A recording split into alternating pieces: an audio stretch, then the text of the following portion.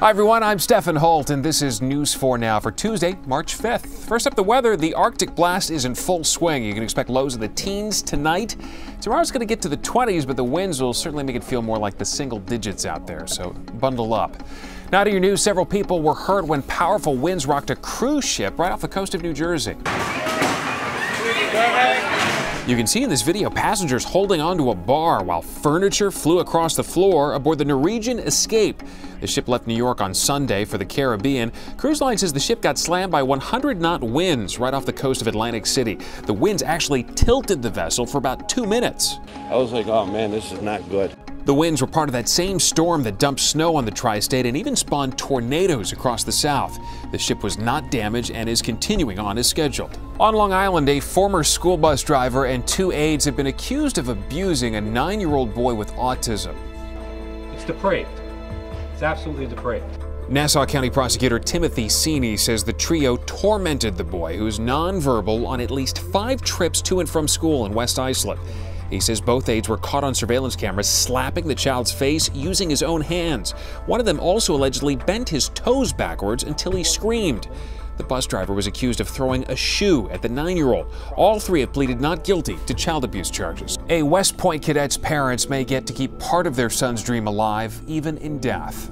21-year-old Peter Zhu was declared brain dead last week after a skiing accident. His parents asked a New York judge for permission to retrieve his sperm before his organs are donated.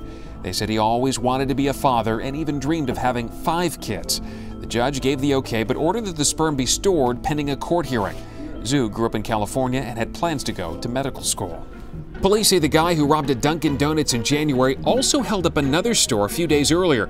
You can see him in this video pointing a gun at an employee's head as he stole a bag of cash from the fast food restaurant.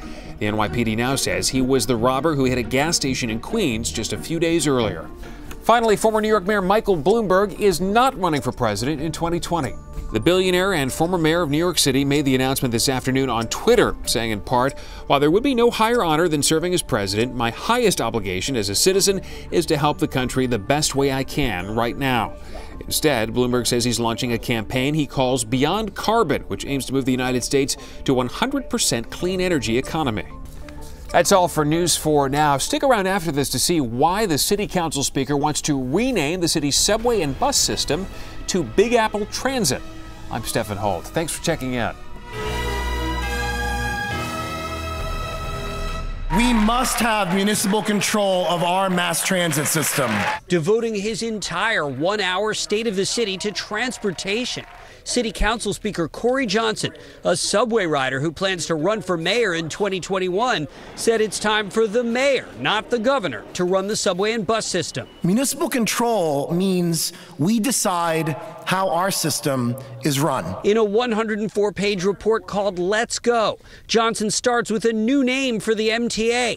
Big Apple Transit. The mayor would be in charge, and congestion pricing would help pay for it. If Albany doesn't pass congestion pricing this session, the City Council will. Johnson's Let's Go plan also targets traffic with 1,000 bus priority signals, more pedestrian plazas, and naming a mobility czar. Commuters not necessarily sold on the name. Big Apple Transit?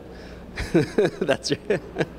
I think the name's ridiculous. But many like the idea. People who live in New York should be the one running the subway. Although transit watchdogs worry about paying for it. There's a lot of questions, there's not a lot of answers. As for Johnson, his big speech got an amusing endorsement from his mom. Corey has always been extremely smart.